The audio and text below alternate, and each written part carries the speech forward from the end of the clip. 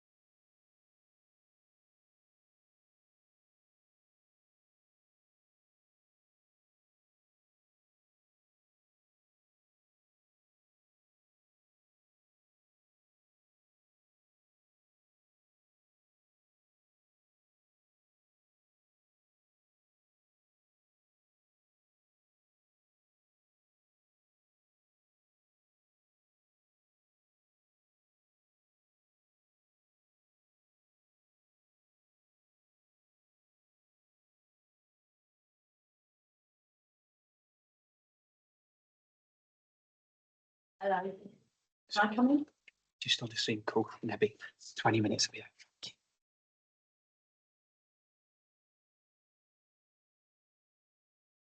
There we go. Apologies for the echo at the start.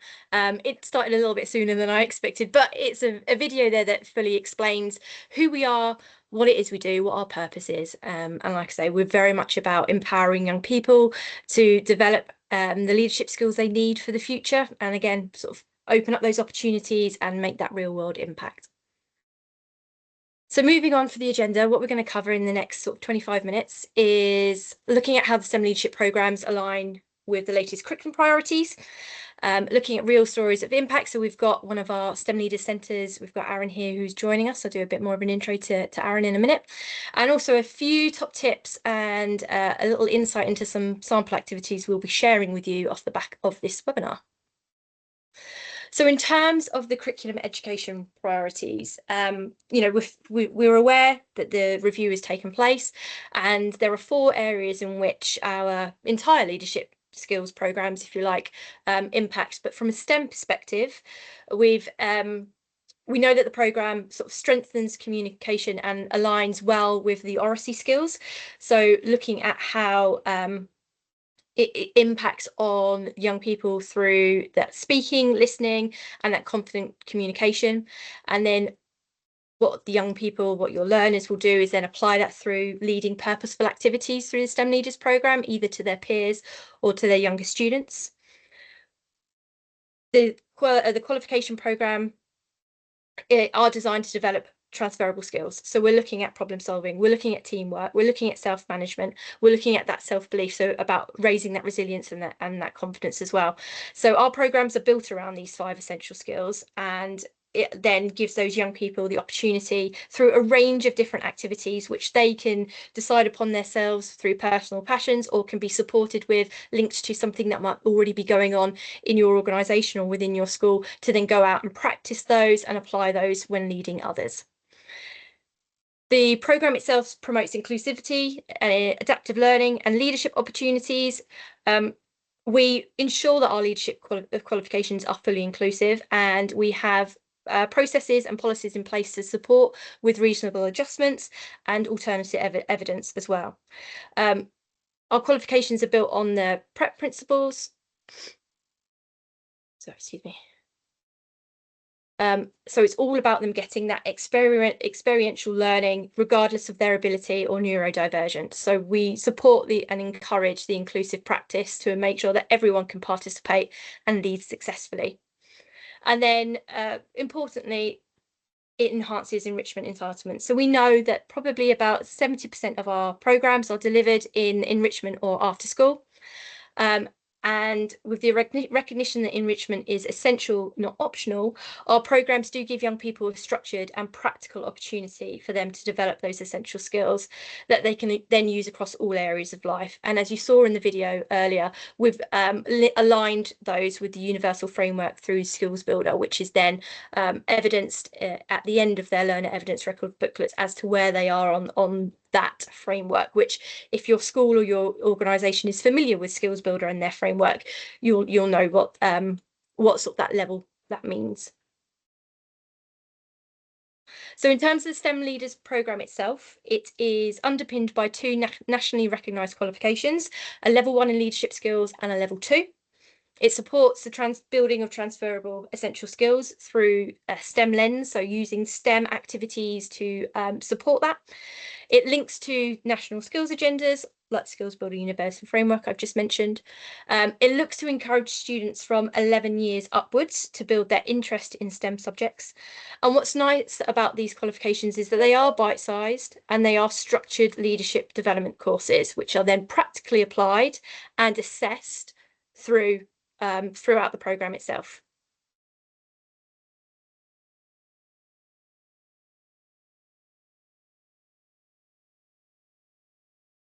So it's with great pleasure that I introduce Aaron from the Mountbatten School, and he's the Assistant Head of Science of the Science Academy, and I know he's joined by his colleague Ellie as well. Ellie, if you want to unmute yourself at any point, please do. Aaron, I'm going to throw it over to you now if you wanted to share your screen for the slides that you've got.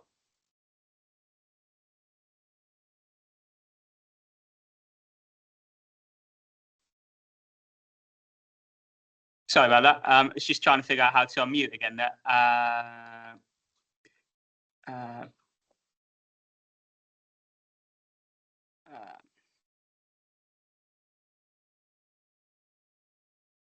So that should hopefully make a bit more sense on that. So for me, I just wanted to try and talk about from our point of view at Mountbatten, what we do, and just trying to give any helpful hints out there as we can. So basically, I've tried to break it down to something really short of what we are, who we do, how we're trying to do it, where that fits in terms of bigger picture for our school, and then hopefully the impact of what moving forward happens in our school. So I'd say we're fairly confident. Most sort of schools are fairly large school, and it's trying to make STEM across all 5 of those year groups rather than just focusing on one year group in particular. And how we tend to try and do that is our STEM leaders are where we want people to get to, where we get into year 9 and year 10, we look at our STEM leaders and they become our prefects later on. Whereas our year 7 and 8 is all about trying to build the fundamentals, that engagement, that curiosity with science to then go to the bigger picture. So how ours tends to work in our school is we've got our Key Stage 3 club where we've got year 7s and 8s in. Basically, they just do a load of crest awards of just trying to figure out different things they want to do in terms of science, any projects they want to be involved in. It's brilliant the amount of industry that comes to us going, oh, do you want to do this? Do you fancy this day out here? Do you want to do this collaboration work? And by just that sort of hands-on, just trying to get to know people, the more and more we can then get people involved. And then what we try to do is come year 9, they then progress into our STEM leaders where they have to volunteer to join it. And then we'll go through it. We'll then teach them a few bits, how to try and do the presentation, some of the leadership skills. And then we work very well with the students, again, them to try and take ownership and going, right, we want them to start planning our lessons and then we're going to team deliver it. If that works well, we can then get it so well, actually students then plan the lessons and then they're delivering the next lesson and just trying to keep that building up. And then the key bit is that it all accumulates in our very big bang fair that we tend to do in the summer, which Ellie has been organising, where all of our STEM leaders will then take over and then teach the whole of our year sevens. So during that 3 days, they'll be off the timetable for science lessons, and then they get taught bespoke lessons about a STEM project or something that our STEM leaders come up with, which tends to go down really well. And what I wanted to try and get into, why we want to try and do it, is we look at it as this pipework of where we want students to come from, where we want them to end up. And with us, we've tried to focus as much as we can on primary. Ellie is probably the best person in our school in terms of this, because she's so engaged and she speaks to her primary schools. And through her, we've managed to get it so actually she does all these assemblies, workshops, science days, where then our STEM leaders get involved. And hopefully it's then inspiring them. So when they come to us in year 7, one, they know about the school because they've been up quite a few times. 2, they know a lot of the students and they go, oh, we've seen the STEM leaders, right, we want to go back to our primary school, we want to teach lessons. And actually, before they've even come to our school, they're already engaged in STEM. They want to do STEM for us. And then our aim is hopefully we then go through our process of having our STEM leaders course, and that then prays onto us science prefects. And with that, they're helping us as much as possible in school. And then we try and inspire and reward those people that want to do it. And we've got a lot of the companies across the bottom of people we've worked with over the last couple of years, where we've then been able to take students out on STEM days, and they get to then go and see actually what is the real world implication of actually the science. And a lot of them is then coming back and how can we make it so we've got engagement levels really high in year 7, it sort of drops come year 9 and year 10. How do we then make it so actually when they then leave us and go to college, they still want to do science, rather than this drift where they sort of get to year 9, 10, and then it's like, oh, we don't want to do it as much. So that's our bit where we're trying to work more of just trying to make that all the way through. So a bit about how we go through it is basically, as I said before, our STEM leaders will sign up in year 9. They then receive training each week after school, where we'll then go through the resources we've been sent from STEM Learning. And then that is all about trying to build up those leadership skills, trying to get that sort of self-evaluation again, like actually what do they need to work on, trying to ingrain into them that actually everything's okay not to be perfect, as long as you look at it and then try and improve in future. And then once they've got that, we then give them a taste of what it's like with a teacher running the session and they help support it. And then after that, they then start to build up more and more leadership, and then they start teaching a lot of the workshops we do in our primary school. And then once we've done those workshops, it's then a case of going, right, what's worked well, what hasn't, and trying to ingrain on that, right, we need to evaluate, because if we don't, actually, how are we going to improve in future? And then from this one, this is just a bit of feedback from last year of just some of our STEM leaders of just trying to get them to say what they feel at the end. And a lot of them were like, actually, we've picked some lovely people in year 9 that would be so scared to actually go and talk in front of anyone. By the end of year 10, actually, they're happy teaching 60 people in a classroom about something to do with rockets or a completely random session where they're actually going, yeah, we don't mind what we do, we're happy to go and do it. And a lot of our students, it's really nice that they sort of initially start picking favourites, going, oh, we want to teach year 6 or we want to teach reception. By the end of it, they've taught all across all 6 year groups in the primary school, and they suddenly go, actually, yeah, we love this. This is brilliant. We love how engaged they are. It's trying to get that link, which then hopefully then means we can then hopefully get more and more engagement in the local community. So impact-wise, I'd say is incredible. Community we're beginning to build up. We've got a lot of stuff which is helping in the local community, where we do sessions where we can then get all of our primary schools into Mountbatten, and then they can just see some of the extra stuff we can do in science. And I think with science, it's brilliant because actually you can engage so many students. If you engage the students and the parents, actually you've done most of the battle there, and then we just need to move on to the next bit. So as a whistle stop tour, I just want to go through some of the tips we've got. We're very lucky at Mountbatten that I've got me, who's been doing STEM leaders for about 5 years, Ellie, who's been doing it before that and helping me during those 5 years. And actually all you need is just 1 or 2 just to go, right, can we try this? Is it going to work? If it's going to work, then actually let's put it into action. And Ellie, I know I've talked about her quite a lot so far. She is brilliant, going, oh, I'll speak to this company, I'll see what we can do. And then the next thing is like, oh, we're now going to this company, we can then do this here as well. So actually having that person who goes, why not try it? If we try it and it doesn't go well, we can try something else. But actually having that initial drive is really important for it. And then a lot of our students, it's trying to give them the ownership again. Right, actually, we don't want to just have it so we're telling them what to do all the time. We want them to go, right, actually, what is it that you want to teach? What is it that we can then link into the national curriculum and actually have it where they can then take a lot of ownership on that, which then means actually as a teacher, you can sit back and go, actually, you can work on the skills they need and let them worry about the content that they're about to deliver. And I think that's a very key bit of getting them to think of more the content wise, and then you sort of stepping back and going, well, actually, how can we make them deliver this as good as possible? And for them, it's lovely. The last few years since we've been doing the Big Bang Fair, it's amazing the amount of students that then come up and go, oh yeah, we like that, we want to do this, we want to do this. And by having that, it's just that showcase where they suddenly go, oh, actually science is amazing, we've got 3 days of just science. And actually they get so much out of that and go, right, we're going to be a STEM leader, but then we're speaking to this company who's working in engineering and go, actually these skills then work for that as well. So having that is quite key for us. The industry, I'd say, if you can get into any local industry, we're very lucky in Southampton where we've got loads and loads of companies around us that will happily go, right, we're coming with it, give a talk, or we'll bring people, students to their company, and then we can get shown around. And equally, I know this one's a bit cringy on the end, but I think it's quite a nice one of, I generally love it when it goes on social media and you can just see the STEM leaders going, oh, you've delivered this. They then look through it and then they realise the primary schools have done exactly the same. And they're like, oh, that's me teaching this class in the primary school. And actually having that sort of them being rewarded and being able to show that off to people just makes it so much nicer for them as well. And I just wanted to leave with this quote on here, which we talked about the last time we did a bit of STEM leaders. And it's trying to get that across that, yes, we want people to be intelligent and good about science. But actually, if they can't work as a team, then actually, where do we then make it work? And actually, a lot of companies want that belonging, that teamwork, rather than just as core science skills. So sorry for talking as much as I can.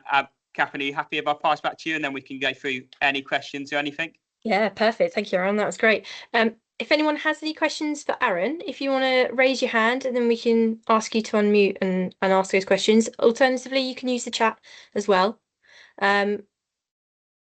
We were going to have another teacher join us today. Her name was Kate from Q House, but unfortunately she wasn't very well, but she did submit some slides to me, which I will pull up in a minute. Just gives she would have done a far better job than I'm going to do in terms of talking about their STEM leadership delivery. But if there's any questions, please do pop them in the chat, and like I say, there'll be another opportunity to ask.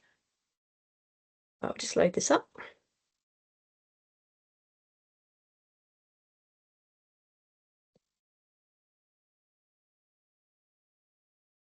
Hang on, just go across my slides.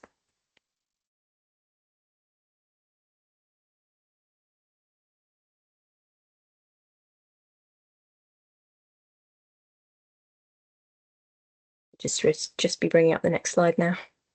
Brilliant. So yes, so our other centre would have been Q House School, and Kate Rice would have loved to have been here, but unfortunately she wasn't very well. But she offers the STEM Leaders programme to Year 12 students, so sits very much in their sixth form, and it's offered to students that are interested across the four areas of STEM and who want to take on leadership roles in projects that promote these fields. They offer the STEM Leaders programme through their extended PHSE and enrichment programme, and every Year 12 student needs to contribute to leadership in the school in some way or another. So STEM leadership is one of those options. They do also offer sports leadership and environment leadership through us as well. So offer a few options of our programs. They then, Kate then spends time in training and developing students, getting them to teach each other, observe each other, and also lead parts of the sessions before they then go out and kind of deploy them in the STEM activities that they would be engaging with peers and younger pupils as well. And what's nice is they also use their Year 13 STEM leaders that were trained in the first year to help sort of promote the programme, are available for advice, and then especially sort of when the students start to lead, they're sort of there as mentors for that, which is quite a nice legacy in terms of that delivery. How they then deploy the leaders, they help with science fairs, mentor young students, and advocate for technological advancements in their school community. They also support in STEM-based lessons of their choice, so whether that's maths, whether that's science, technology, or engineering. They also design and run clubs for younger students and work with partner schools to support STEM. and then a little bit of feedback from students. And it's quite nice here because we've got one that's reasons for their choice, one biggest challenge, and then one that's the reality. And I think I'll come back to you, Aaron, in a minute as well, just to see if there's anything that you can add to that. But reason of choice was, one student said, STEM leaders is a great opportunity and it relates to my future career ambitions, and it's also fun to do, which is great to hear. Biggest challenge, getting a balance between finding an activity that's both interesting and not too complicated for the students. So I think that's probably when it comes to the actual leading of sessions, when they're working with either their peers or younger year groups. And then in reality, there is reflection and planning to do to get the most out of the whole project, but it feels worth it. And I think that's quite nice from the students.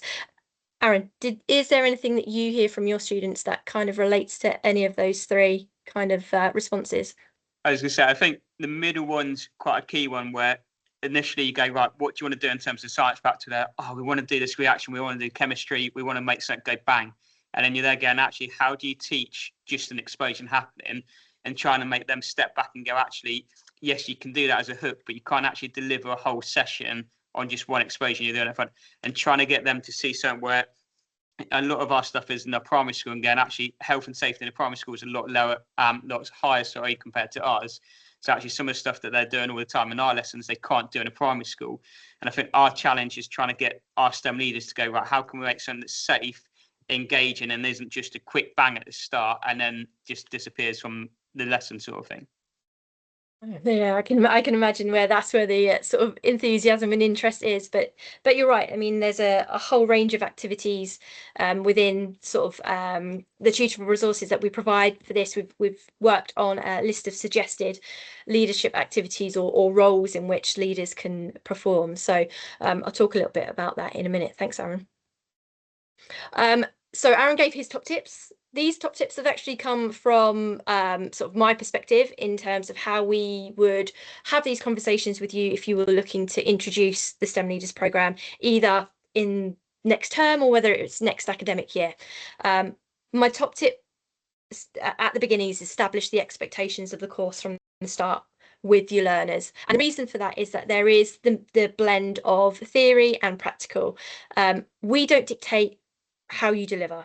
So leading into sort of point 2 about tailoring your leadership activities, you know your students, you know what's going to work. What we provide is effectively resources that you can pick and choose to use anytime that you want. Lots of fun leadership style activities that help the young people to understand how they are using and developing those leadership skills, which they will then go and apply when it comes to the leading of it. So like I say, you can make the course as practical as you need to, but always have that kind of reminder that there is a learner evidence record, which is our mandatory sort of document for evidencing their involvement in the qualification. That does need to be completed, unless obviously you've applied for alternative evidence as well. Make use of the full suite of tutor resources. They're not mandatory, but they are there to help you. They are there so that you don't have to go out and create your own thing, and adapt it to your school's context, adapt it to your pupils, make it so that it's as fun as engaging as it can be. And Aaron's already given loads of examples of where that leads the students onto, about where they can get involved with sort of supporting around STEM. And find the best blend of the theory and practical experience. It might be that you go really practical at the beginning and then pull it in to go, right, well, we've done these really great sessions. We've done a really great session around communication. How do you think that's going to help you in the future? How do you think that's going to help you? And let's sit down and work through this task here. And again, Aaron's used examples. Use real STEM events to build confidence. Like, it's British Science Week this week, which is amazing. It is one of the reasons why I planned the webinar for today. If you've got young people that are out there and willing to help and willing to support and run events, absolutely use that. And this programme can help to recognise and reward them for that. So just a few top tips from me. And then, as I mentioned at the start, what we have done and what you'll be receiving off the back of this is a bit of a sample pack, just a little bit of a taster of the STEM Leaders programme, so that you can kind of give it a go without any commitment. So you'll receive a PowerPoint with some suggested leadership activities that have a bit of a STEM feel to them. So you've got, and there'll be for each level, level 1 and level 2, so you can kind of get a feel of what those activities look like. Also, that suggested themes for STEM leadership document that I mentioned, like you can see, we've linked it and themed it under the different STEM subjects. So quite a few ideas there of how leaders can go out and use those skills. And then also the specification for both the level 1 and level 2 qualifications. So you get to see the detail of the assessment, what the minimum outcomes are for the students, and what it is you'd be taking them through the qualifications themselves. So that gives us 5 minutes of questions. So please don't be shy. If there's anything that we haven't covered, that you've got a burning question, like I say, please use the chat, use the Q&A, or just raise your hand and we will unmute you.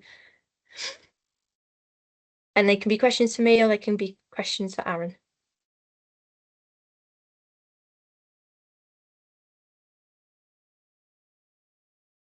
I don't know how long to let the awkward silence go on.